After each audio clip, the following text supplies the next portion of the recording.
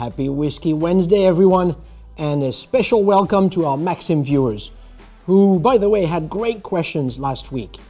Thanks a lot for this. And remember, if I don't have time to answer all of your questions during our live segment, I'll do so afterwards, I promise. By now, you're aware of the format. You know what we're doing. We're tasting 3 great single malt Scotch whiskies. Look at them beauties. Yeah. Dalwhinnie 15, Clynelish 14 years, and Mortlach 16 years of age.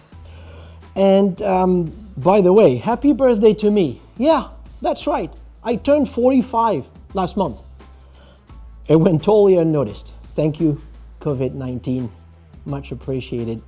So I decided to treat myself. And I decided to get me 45 years of Scotch whiskey. I thought that'd be neat. Yeah, 45. Look at this. I didn't go and buy a bottle of 45-year-old single malt Scotch whiskey. No, not right now. That's going to break the bank. I got me 15 plus 14 plus 16. And because you can still count, you know it's 45. Fun fact here. Flavor Flav and I share the same birthday. Couple of days apart and a few years apart actually, but I thought it would be interesting to mention because so many of you have asked me if I was related to Flavor Flav. Well, I'm not. And unlike Flavor Flav's commitment to time, I don't pay so much attention to the age statement. I like to see it, right? Because I think it's a very honest way to tell you about the whiskey right there on the label, but that's not the whole thing. I tend to look at the whiskey for what it is intended to be, what it was at the beginning and what it became at the end of maturation. Is it balanced? Is it rich? Is it thin? All right. Today, I'm going to lay out for you the building blocks of the Scotch whiskey flavors. Okay? Remember to ask your questions. But what is flavor? I define flavor by just the addition, the combination of the nose, the taste, and the texture. Right? All of this is flavor. So go ahead and pour yourself all of those 3 whiskeys. Let's do it with me. Hopefully you got those bottles ahead of time and we're going to be tasting along because I told you last week to get these very particular bottles. Dalwhinnie 15, remember, highest distillery in Scotland and coldest, certainly. If you remember what I told you about Dalwhinnie when we had the Game of Thrones series. All right, and I'm gonna have those neat, if you don't mind. And Mortlach 16. You see, today I wanted to do a little bit differently because I don't want what we have going on between us to fade away in the confinement of our cozy relationship. You know, I'm spicing it up a bit. Okay, hopefully you'll be with me until the end. It's gonna be a good thing.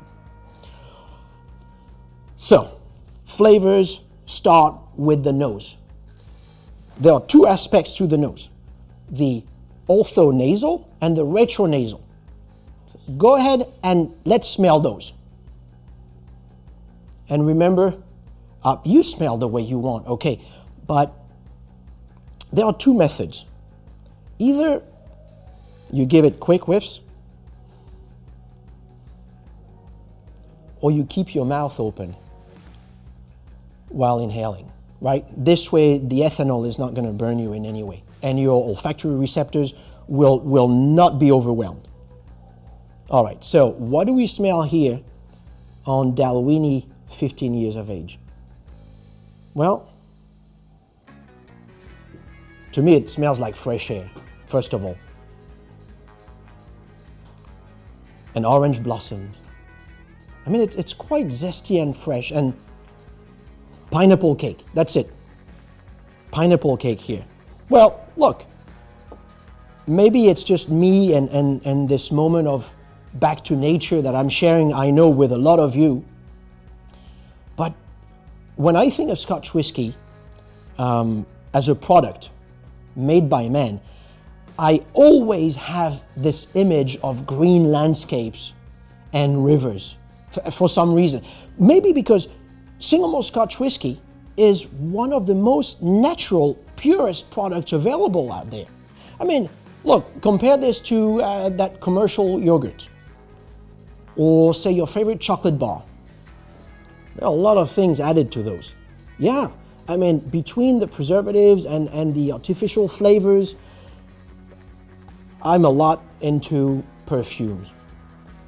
But I gotta say, even the perfume industry right now is playing mostly with artificial aromas, right? So when you're smelling, and I'm not getting exactly that here, but say vanilla, banana, fresh apple, well, those aromas don't come from a lab. Absolutely not. Those come from, well, the fermentation, well, the grain itself, the fermentation, the distillation, and of course, the maturation. Go ahead and smell Clynelish 14. Yeah, you gotta keep up with me. Okay. Oh my God, this is beautiful. I always go back to this standard. It's really a benchmark. And you know, these two, Clynelish 14 and Mortlach 16, not exactly in these very ages. They were my two first single malt loves. 20 years ago, I used to work for an independent bottler, and I fell in love for single malt Scotch whiskey just right there with Clynelish and Mortlach. Just loved it. So, what are we getting here? Well, it is malty, but to me, this is a basket of citrus fruits. I'm getting that lemon peel, that lime zest, maybe some orange oil as well. Bergamot for sure. This is bergamot right there. Well, you know, I also like Earl Grey tea, so maybe that's right.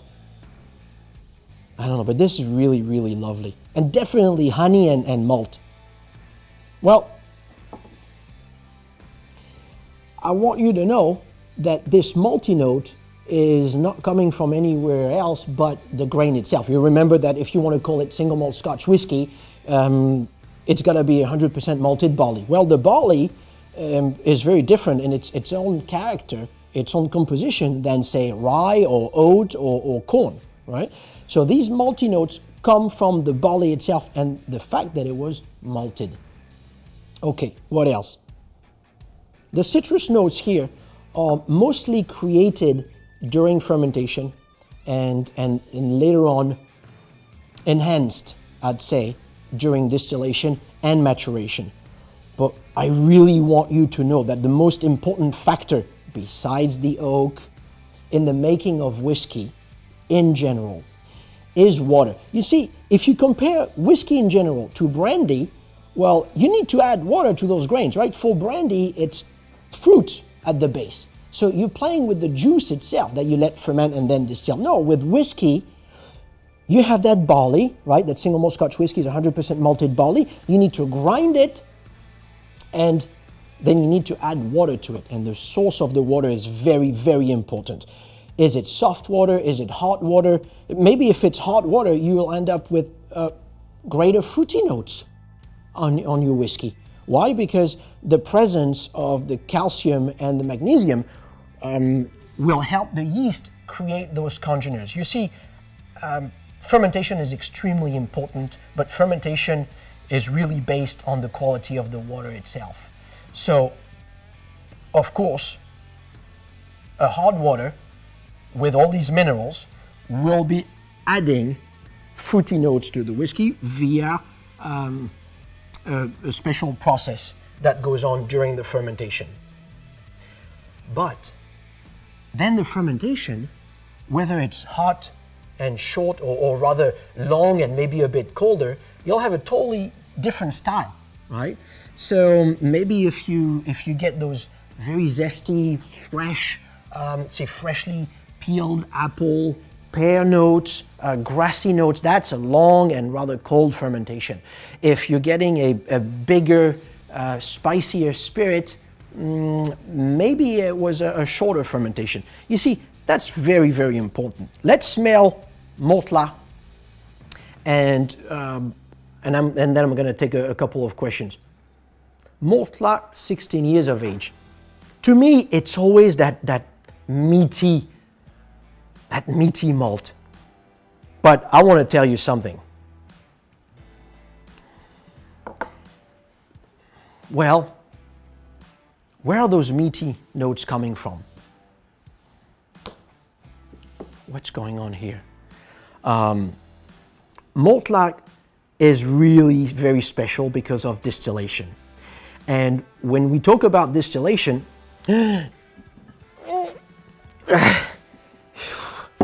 you got to fight for Mortla 16. That's right. Although, then you gotta yield. You get that.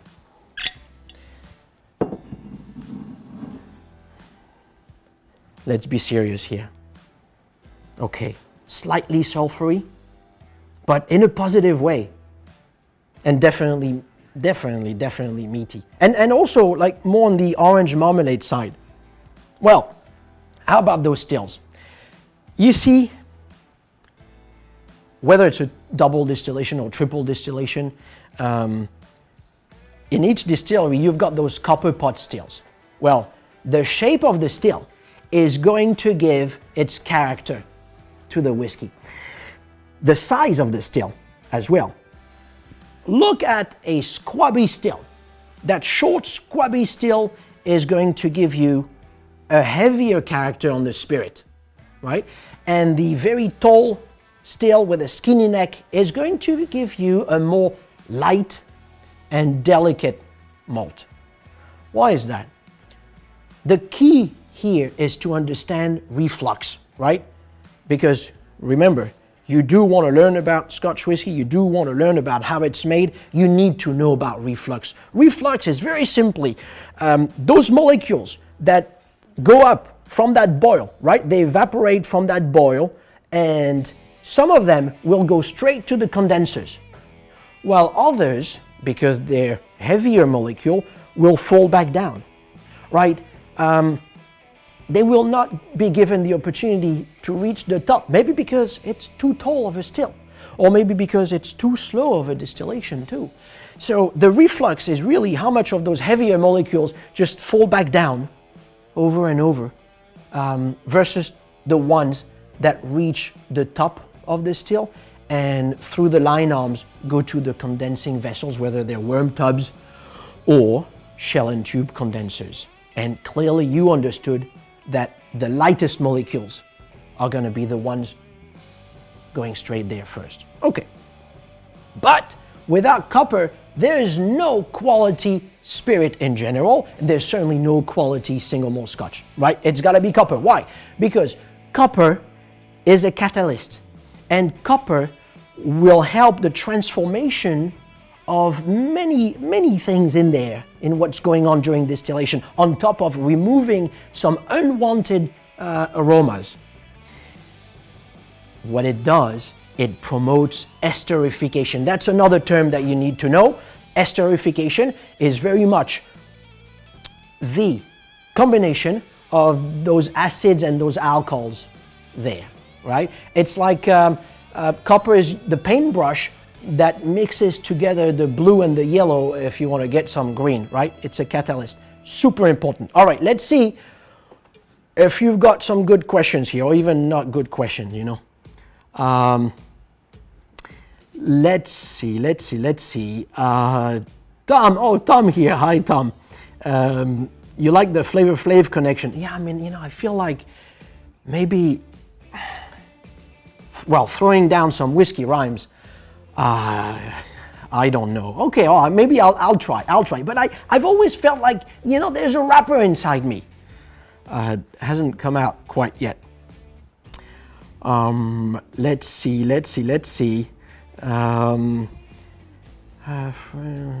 Video, see it when the, yes.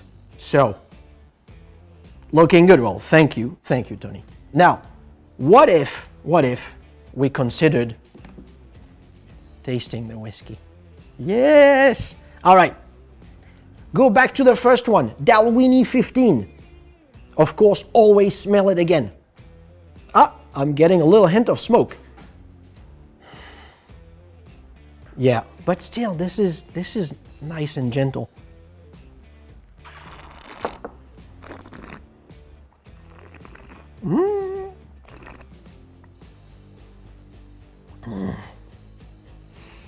Sweet, fruity, but somewhat intense. Definitely that on the retronasal, after you've swallowed, breathing out through the nose, the smoke is there. It's light, but it's there. And boy, it's long. Super well balanced. You know what? That's it. I'm getting to it. This Dalwhinnie is no weenie. How's that for my first rhyme? No, more seriously, what we need to talk about is the barrel, right? The oak. So maybe you can give me some whiskey rhymes. Why don't you write to me and I'll read the best, okay, in a few minutes. Why don't you go back and taste again? Yes. Okay. See, now I'm getting more citrus notes.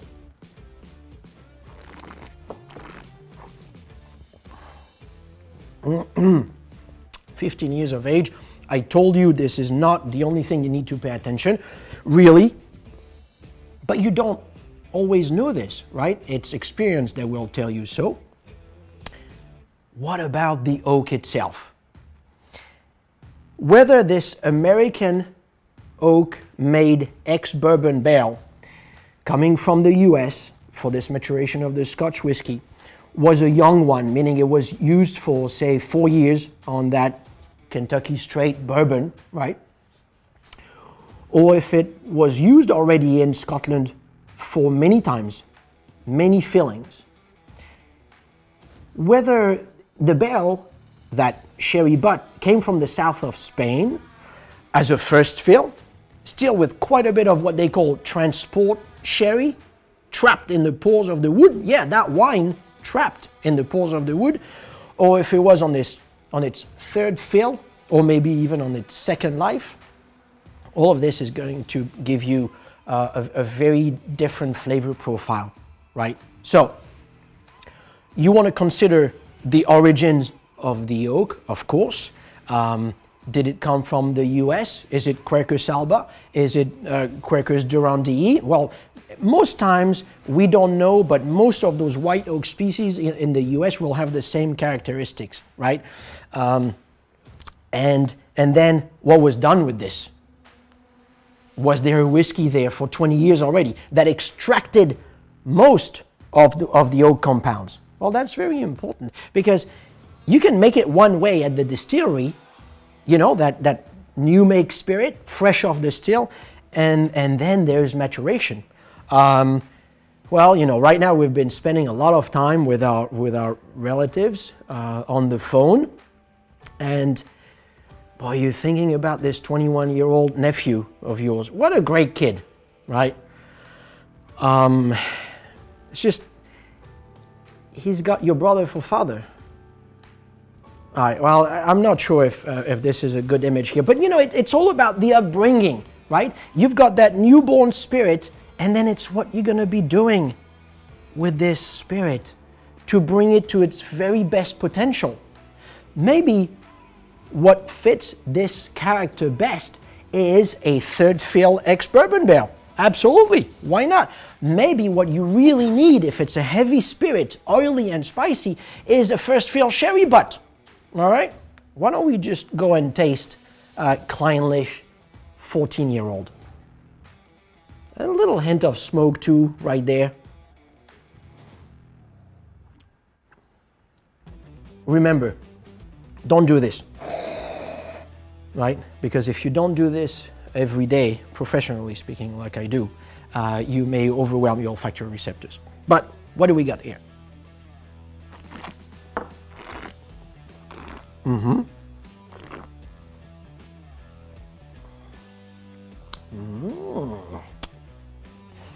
Okay, clearly. Okay, you know what strikes me first? The texture. It's oily, very citrusy again on the retronasal, but it's a beautiful texture first. Yes, oily, absolutely. All right, this oak is going to give you a lot of vanilla. It's going to give you a lot of the coconut notes from the lactones, right? The cis-lactone, the whiskey lactones as we call them. But also, it's got a lot of sugars, right? Oak has a lot of sugars in it. So when you put a whiskey in it, and depending on the heat treatment it received, right, toasting, charring and all that, the whiskey will be extracting those arabinos and xylos and other sugars during maturation. And that's great because it participates in a really, really pleasant texture, right? And then, of course, the oak will give you the tannins, will give you phenolic compounds, and the color. Of course, the color. Well, you know how automatically we are influenced by the color of what we consider purchasing or drinking. And naturally, the darker it is, the richer we're going to think it is, right? And maybe even the more money we're ready to give for that bottle. But you must know something, and to be totally honest, Scotch whiskey, legally, can be spirit grade caramel added. Okay, but that's really mostly a young blended Scotch kind of thing. We see almost none of that in the fancy single malt Scotch bracket, so you don't really have to worry about this. But still, remember, I told you can use the barrel so many times. Think about what you've been doing. If you're like me, you've been doing quite a bit of this recently because you're trying to save money, right? You've been using that same tea bag over and over. I mean, over and over. Yeah, on that fourth steeping, I mean, you almost wish you had a beer, right? Because you're really not getting much out of it, and you're certainly not getting much color. Well, that's the same thing for a barrel. I thought it would be important to bring up. Should we taste it? I mean, yes, let's taste it, but I feel like some questions must be burning your lips. So let's see that. All right, so a question from a Maxim viewer. Neat or on the rocks? Very good question. I mean, look, it's up to you. It's like when you know the whiskey is going to be big and when you feel like enjoying it right there, you don't want to waste too much time because you don't have that much time, then maybe you want to have it with an ice cube. What I would suggest though is after a couple minutes removing it, right? Because it dropped the temperature a little bit, it provided a little bit of water to it, a little bit of a dilution, and maybe that's all you need. But remember, ice will prevent your palate to get the whole complexity of the whiskey. So it depends. Nothing against, really. It's a personal choice. Let's see. What gives some Scotch overpowering smokiness? Yeah, I mean, that's a good question. Mostly the peat, right? Those phenolic compounds that we talked about a couple weeks ago, and you can always go back to Spirits Network and watch those episodes. It's mostly the peat, you know, the phenolics that you get from the smoking, that peat reek, right post malting stage. Let's see. So the reflux produces lighter whiskey, if I understand well. Yes, the more the reflux there is during distillation, the lighter. It doesn't mean the less complex though. It could be the more maybe elegant the malt is. And Jamie is asking, would you consider ever blending 3 single malts together? I think this is an amazing idea, and maybe we're gonna have some fun in a minute. Absolutely, I love these. Oh boy, let's taste this.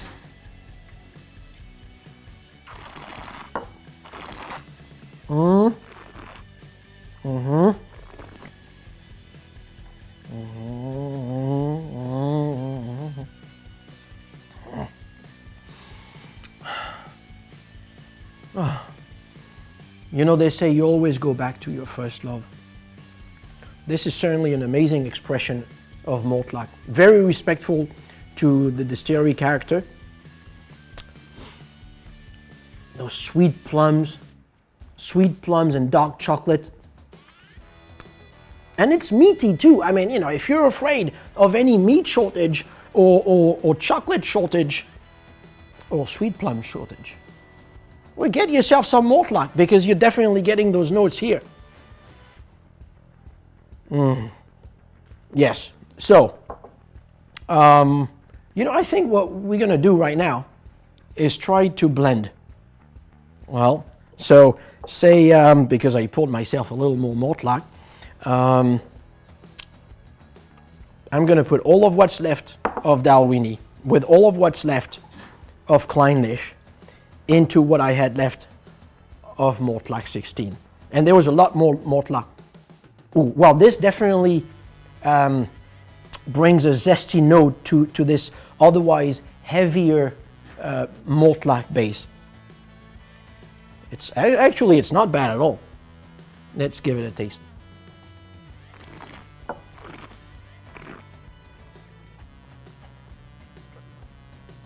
I'm liking that. I mean, am I a blender? I can be my own blender, right? Why not? I mean, I'm not calling myself a master blender, but I can play at home. Absolutely. Look, we're sort of stuck at home, but we're safe at home. Why don't we just play? I want to hear from you. Tell me what you think. Now, food pairing. I got a question here. What would be best with this Mortlach 16 years of age? Honestly, I just want to go and have myself some single origin chocolates. Yeah, you know those dark chocolates? Ooh. But I could see this like right before a barbecue for some reason. Not sure I can explain that, but it calls for it, right? Certainly, while Dalwhinnie 15 to me is a before dinner, I wouldn't mind. As a matter of fact, I think it would be cool having dinner with Mortlach 16 all throughout. Yeah, absolutely. Let's see. We've got a question from Tomo. Tomo, how do types of varieties of malt barley impact on flavor and taste? Golden Promise versus any other barley? Well, it's a very good question. You know, every 5 to 10 years in Scotland, there are a couple of new barley varieties that come up and are the suggested barley varieties that will best face the weather, you know, the harsh climate, and adapt to an over-changing climate, right? And we're looking for barley varieties that the farmers can grow, right, in their climates. And we're also looking for, of course, flavors. But the barley variety itself is a field that's just being investigated right now. Because, say, 20 years ago, there was a consensus that the variety didn't really make any impact. Now we're looking at it differently, so I think we'll be seeing a lot more barley varieties being played with by distillers. All right, well, you know, what I wanted to tell you is that, and I hope this blending is no sacrilege, I hope not, because it's a fun thing to do.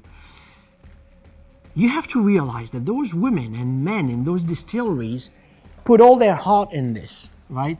Their craft, their passion is about giving you what they think is the very best whiskey available, okay? So, you gotta give it some respect, meaning you cannot just put your very good single malt in a rocks glass, right? You can't really be in an environment that will not be conducive to have the proper experience. You've got to pay attention to it, okay? No, I mean, really. All right, let's give it another taste.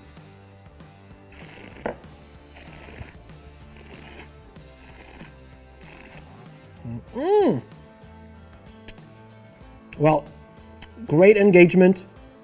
We've got Kimberly is giving us a whiskey rhyme. Tasting whiskey, it's so risky, makes me frisky, tricks me into thinking I'm a connoisseur kingpin like many man Flavia Desablay. I would say like Flavor Flav, but thanks a lot, Kimberly. I mean, did I do it right? Tasting whiskey is so risky, makes me frisky. I love this. Kimberly, if you're not a rapper yourself, I think you've got a calling there. Well, this concludes our 5th virtual live tasting. These Whiskey Wednesdays are amazing. Thanks a lot, Maxim viewers, for participating so well. Thank you for being with us. Don't forget to use the code WWVIP for a free yearly Explorer membership if you have not done so already. If you're already an Explorer though, I'd love for you to upgrade to an enthusiast or connoisseur membership. Yeah, those are the 2 box memberships we offer, where my team and I will select the right bottles for you. Yes, trust us, please. Now, I got something quite special for you next week. For this coming Wednesday, 6 p.m., happy Whiskey Wednesday again it will be, with the very sensitive topic of wood. Yes, we'll talk about wood. We'll be tasting Cardew 12-year-old, Oban Little Bay, and Lagavulin. Yeah, I know. I mean, there's no Lagavulin here, right? I mean, by now, I know you're thinking I'm obsessed with Lagavulin. It's not that. It's just, maybe I am. We'll be tasting Lagavulin Offerman Edition. Yes. And we will have a very special guest. The distillery manager himself, Colin Gordon, will be joining us and will be answering your questions. So please tune in. And until then, and hopefully, as always, drink better, become a blender. Here you go with another rhyme. Drink responsibly. I'll see you in the mosh pit.